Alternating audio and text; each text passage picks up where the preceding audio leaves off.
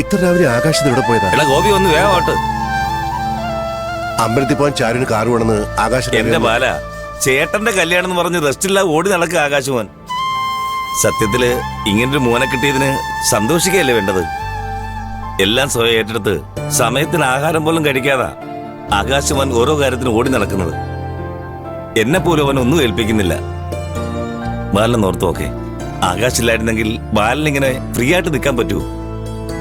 ബാലൻ ഓർത്തു നോക്കൂ, ഓഫീസിൽ പോലും പോകാതെയാ ആകാശമോൻ ചേട്ടന്റെ കല്യാണം ഏറ്റെടുത്ത് നടത്തുന്നത്. അതൊക്കെ ശരിയാ.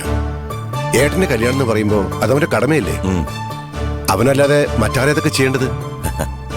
കണ്ടില്ലേ ചാരു ഒരുങ്ങി വന്നത്? അമ്പലത്തിൽ പോകാൻ ഇറങ്ങിയിട്ട് ചാരു തിരിച്ചു കയറാൻ പറ്റുമോ? അതിന് കൂടെ പോകാൻ അരവിന്ദ് മാൻ കൂടി വേണ്ടേ? അമ്പലത്തിൽ പോകുന്ന കാര്യം പറഞ്ഞാ അവനതിന് പണ്ടേ മടിയാ. ഇനിയിപ്പോ അകത്ത് തർക്കിച്ച് നിൽക്കണമെന്നറിയില്ല. ഗോവിന്ദ ഒന്ന് ചെന്ന് നോക്കിയേ.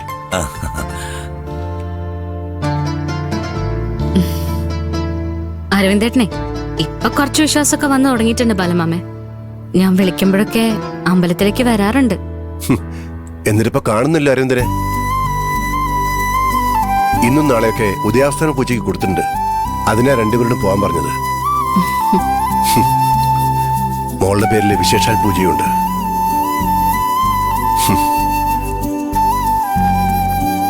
അരവിന്ദനെ വിളിക്കാൻ പോയ ഗോവിന്ദനും കാണുന്നില്ലല്ലോ. അരവിന്ദേ,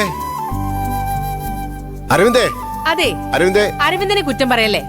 അവൻ റെഡി ആയിട്ട് വന്നതാ. പക്ഷെ പാന്റ് ഷർട്ട് ഇട്ടിട്ടാ നിന്നത്. ഞാൻ പറഞ്ഞു മുണ്ടെടുത്തിട്ട് വരാൻ. ഇക്കണക്കിന് കല്യാണത്തിന് നീ പാൻറ് ഇടുന്ന് പറയോ?